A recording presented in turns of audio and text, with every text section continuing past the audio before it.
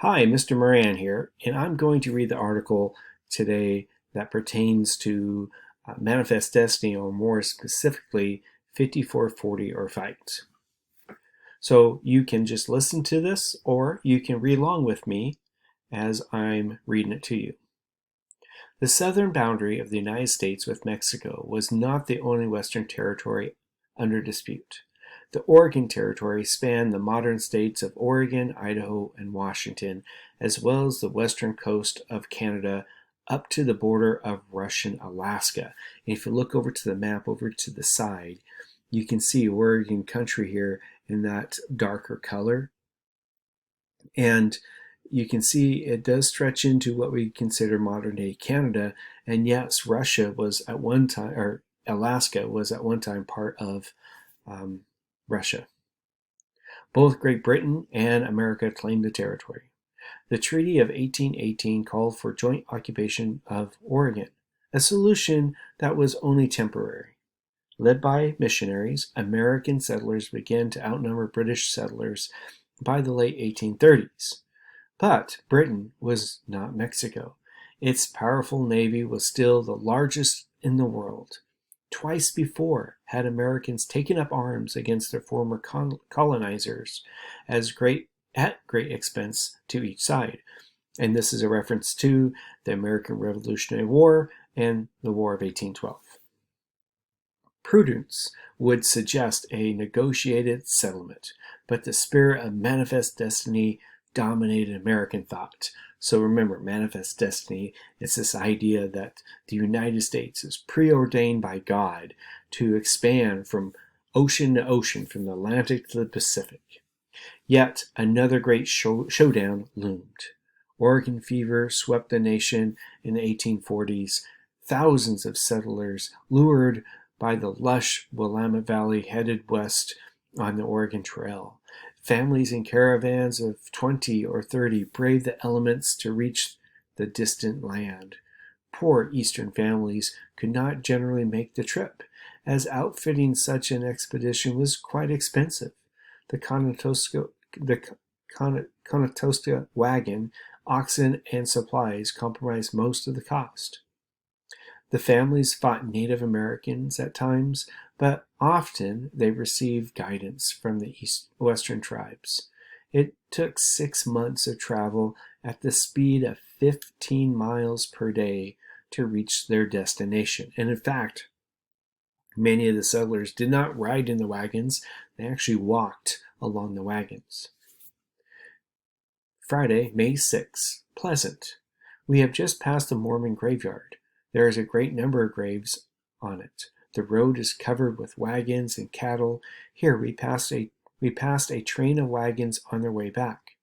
The headman had drowned a few days before in a river called Elkhorn while getting some cattle across, and his wife was lying in the wagon quite sick, and the children were mourning for a father gone.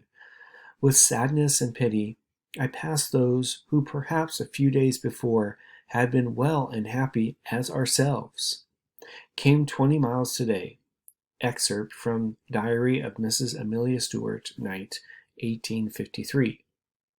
So this is an example of a primary source from one of thousands of settlers that documented in their personal diaries day by day what was going on.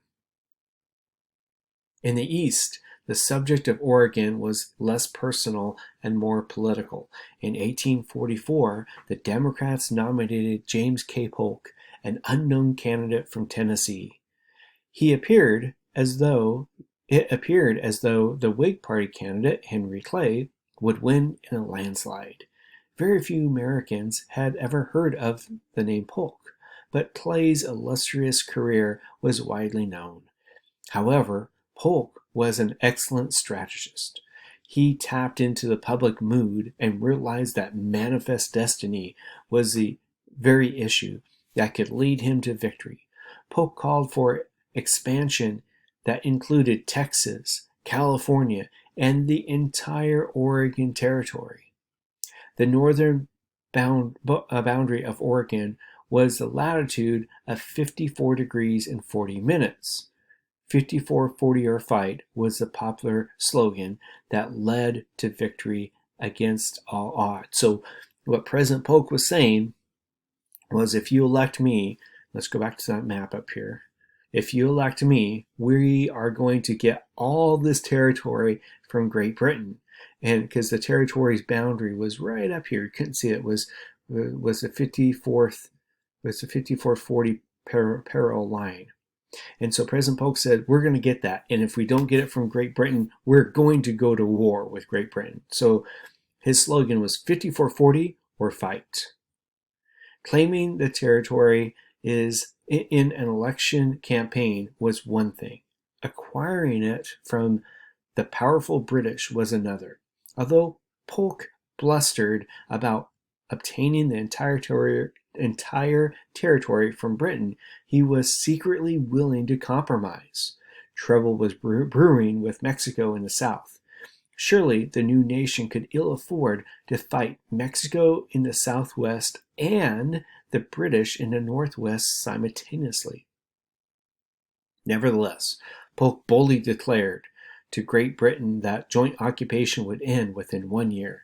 The British were confident they could win, but by 1846, they were vastly outnumbered in Oregon by a margin of greater than 6-1.